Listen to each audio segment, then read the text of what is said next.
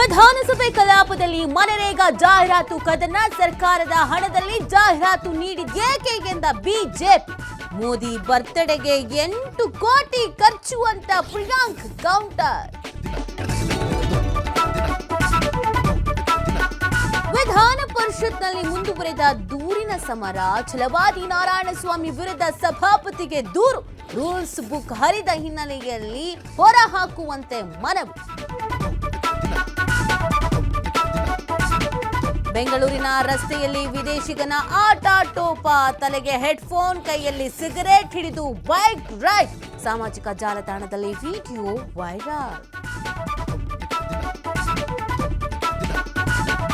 ಕೊಡಗಿನಲ್ಲಿ ಆಟೋ ರಿಕ್ಷಾಗೆ ಕಾರು ಡಿಕ್ಕಿ ಪ್ರಕರಣ. ಪರಾರಿಯಾಗಿದ್ದ ಚಾಲಕನನ್ನ ವಶಕ್ಕೆ ಪಡೆದ ಪೊಲೀಸರು. ಮಡಿಕೇರಿ ಪೊಲೀಸರಿಂದ ತೀವ್ರ ವಿಚಾರಣೆ.